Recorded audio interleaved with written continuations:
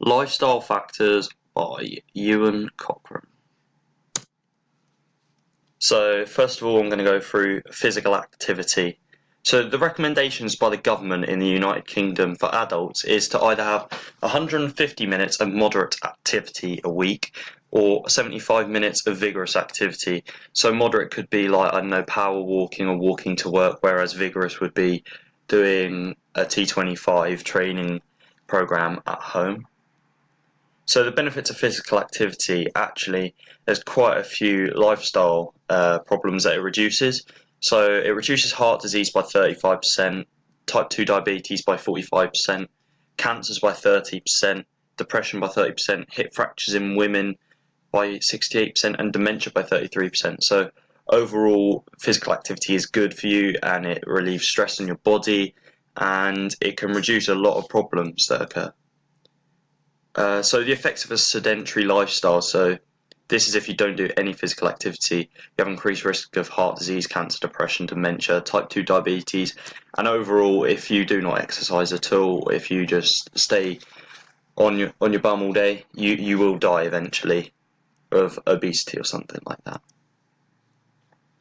So the effects of an excessive lifestyle, on the other hand, where you have no rest on your body, you will have chronic fatigue, weakened bones and joints because they're always being overly used and eventually just break down, and the cartilage will wear away, so it'll be bone on bone, so it will just be grinding. You'll have mental health problems, maybe because you're driving yourself too much to work, your mind hasn't got time to relax and rest, your muscles will ache, so you will have a build up of lactic acid all the time, which isn't good if you're doing anaerobic endurance, and also a loss for appetite. And overall, physical activity reduces your chance of death by 30%. Alcohol. So the recommendations for alcohol is to have 14 units or less a week. This is said by the government for both men and women. Previously it was 21 units for men and 14 for women, but they changed it. So to give you an idea of what 14 units may be, it is, they say, 6 to 7 pints of beer, or 7 glasses of wine, or 14 singular shots, so a spirit. So what are the recommendations for pregnant women? It is not to drink, as it can affect the baby. It may become dependent on alcohol, and it can cause physical damage on the baby as well, like abnormalities. So overall, just no drinking is recommended. So what are the effects of the alcohol on the body? So it can actually slow down the brain's communications to function the body. So this might be getting oxygen around the body or sending signals like nervous signals to move and react. So higher blood pressure because you're dehydrated inevitably, so your blood becomes more viscous, so your heart has to work harder, so the blood pressure within inside your vessels is higher. Irregular heartbeats, so your heart can't find a rhythm of how it wants to pump. And alcohol is actually poisoning your liver, so your liver will then stop working. Your pancreas will secrete toxic fluid around the body, so the pancreas secretes poisons around the body then, and then it can lead to cancer if you drink excessively. And here's a picture of what it can do. So if you're binge drinking, you can cause accidents, whether you walk in front of a car or you drive into someone. You might get the shakes and feel sick, and you may even have memory loss and cause depression. Diet. What are the recommendations then? No, we'll go into the effects of a healthy diet first. So the effects of a healthy diet, you have stronger bones and teeth. This is because of the amount of calcium and zinc intake. Your bone marrow is stronger. It lowers your risk of type 2 diabetes, therefore you will not have that life problem. Have a healthier heart, it has less fat around it. Your body functions better overall because all your organs are in good shape. Mentally, you'll feel better about yourself, maybe your image, maybe you'll be a good, a balance of being not too fat or not too skinny.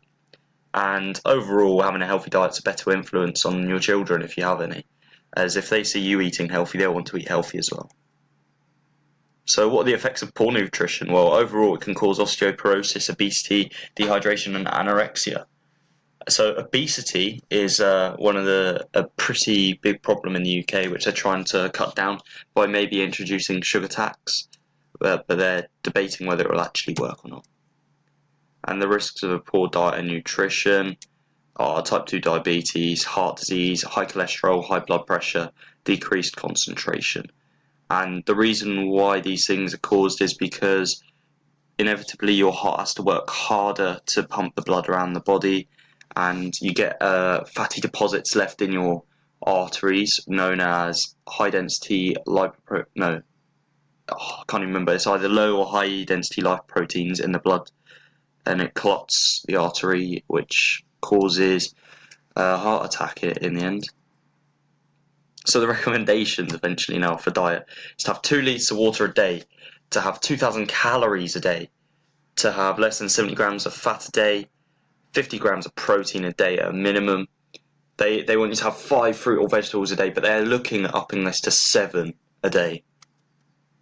To have less than 20 grams of saturates a day, this types of fat, less than 6 grams of salt a day, 90 grams of sugar a day, because overall sugar, which is glucose, builds up and builds into fat eventually, and at least 260 grams of carbohydrates a day, and carbohydrates acts as an energy source for the body.